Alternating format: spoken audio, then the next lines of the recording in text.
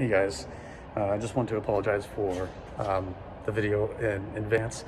A lot of it is going to be in portrait mode. I didn't realize until I had done the job that I didn't do it in landscape mode at all.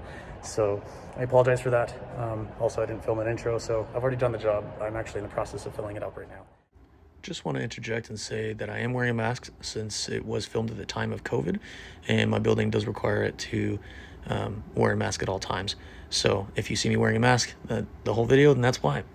Also, if you'd like to fast forward past the diagnosis part and the talking directly to the changing and replacing of the motor, please do so. So this will be a general walkthrough for how to change a windshield washer fluid pump for the front of a 2012 to 2014 Focus. Now, as you'll be able to tell in a video, I did not remove the bumper or anything like that. Didn't have to. I was able to access through the fog light on the passenger side as well as the wheel well here. There's some Torx heads right here, 2 of them, and you can kind of slide your hand right through. This car being my daily, it's seen some better days, so I was able to just kind of jam through there. In terms of diagnosis, guys, I started out with the fuse.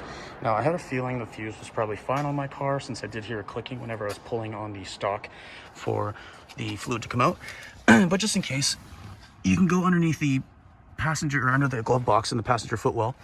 Or if in the UK, I guess that would be a little different. But anyways, you're gonna want to go into up here, or yeah, I guess into up here. You're gonna want to go near the fuse panel, and you're gonna see a 20 amp fuse, number 77 right there, where I'm pointing to. And that right there is the one you want to pull.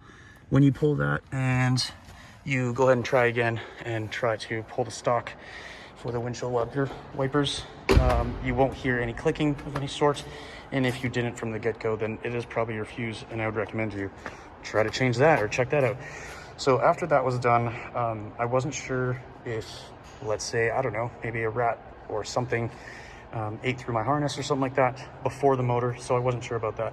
I do live in a newer apartment, so I wasn't really worried about that, but it's still something, you know, you should check. This car has nearly 200,000 K, or just about what is that, 120,000 miles or 1,000 miles. So what I did is with the plug itself here, let me shove you guys in here. With the plug that you see right there, you can actually pull it right off.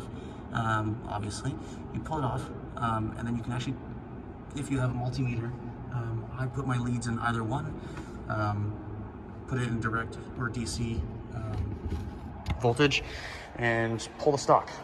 If you have a friend to hold the leads, obviously that'll be a little bit of a help. I tried to do it by myself, and that was pretty difficult.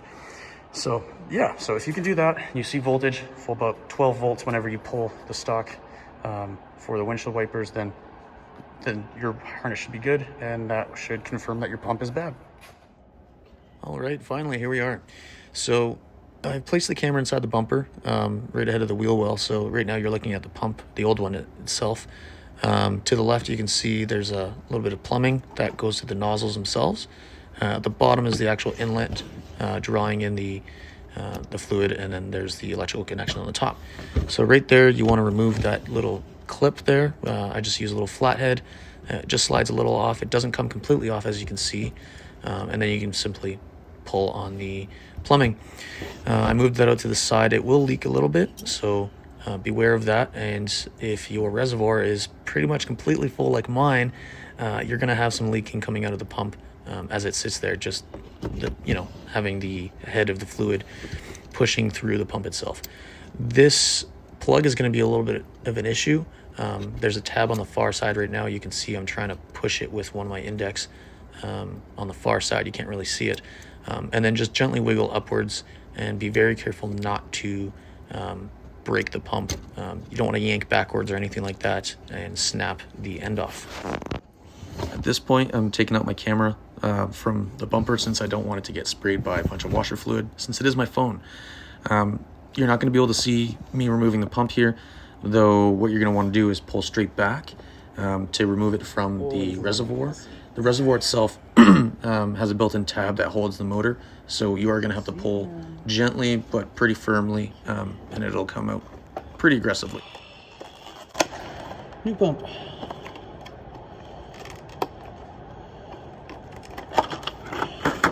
As you'll see with the new pump, it comes with a rubber screen grommet thing that goes into the reservoir and the pump itself. So there you're seeing all the attachments. I'll include a little bit of the part number inside the description as well, if you can't see that very well. Also at this point, I'm a little confused because I just realized if I pull the pump out, it's gonna go everywhere. So I'm trying to think, do I have a hose? Do I have anything? But I did not. So I ended up just pulling it straight out and just letting it leak everywhere. But lo and behold, that grommet, or the screen, the original one, was pretty caked up with something inside. And when I went to remove it, I accidentally pushed it back into the reservoir. So it ended up leaking pretty slowly from that time on, essentially. So I was able to just go and grab a rag. I will recommend, if you can, do it without any fluid inside. It gets real messy, it's cold, and if you have eczema like I do, it stings, since it is part methanol, if I'm not mistaken. Now, as you can see right there, that's the old grommet screen, and I haven't removed it or tried to remove it yet at this point, but you can see it's barely leaking anything out. Mind you, the holes are very small, so it may not be actually clogged, although I did feel a little bit of like gel almost like E85 or ethanol gels up in the winter, or if it's left there for a long time, excuse me. So anyways, that's what it reminded me of. As you can see here, I'm just trying to pry at it, but not much was coming of it. I would take a little bit out of it and then it wouldn't work. So I'd recommend grab a pair of pliers. It's going to help you a ton. As I mentioned before, my fluid reservoir was pretty much full, so I had to let the remaining fluid pretty much leak out since I wasn't able to find a tube or a container to contain all the extra washer fluid. Most of it is water anyways, so I wasn't too concerned. Now, in terms of the grommet itself, I accidentally pushed it in, so I had to wait until it was the reservoir was empty until I could grab it. If this happens to you, don't worry. It's not that bad of an issue. If you have some small needle nose pliers, you should be able to get in there once it's empty and grab it out.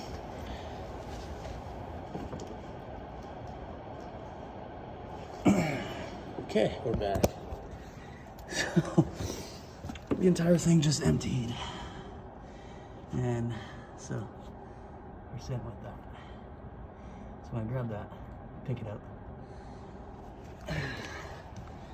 and then we should be fine.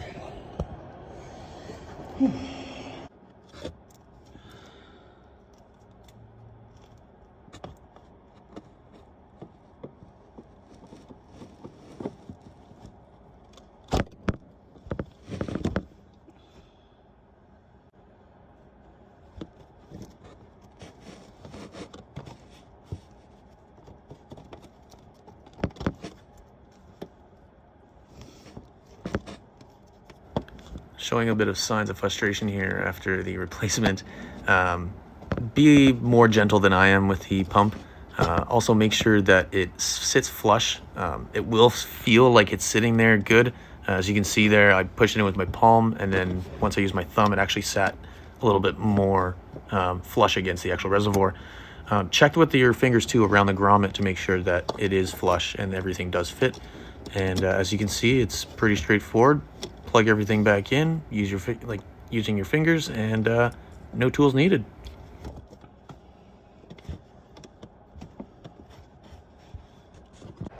In terms of general overview, I filled it up about halfway, waited about 5 minutes, and well, I mean, the floor is pretty wet already from my earlier disaster, I guess. But I haven't seen any puddling, any new puddling, I guess, or any leaking from the bottom of the new seal. So I'm gonna go ahead now and fill it up with the rest of this jug here. Let's see if I can do one-handed, no funnel. Whoa, whoa. Not bad. So, see if I can keep that going while the camera's rolling. Now, there's no leaks, but if you notice the little tray there, I am hitting and splattering a bunch over the top and missing the reservoir. Good stuff. Yeah, thank you very much for watching, guys, and I guess like, subscribe if you'd like. I'm not sure if I'll post anything else of this type of stuff. If you have any questions, if you think I don't know what I'm doing, any of the above, just go for it. Comment below.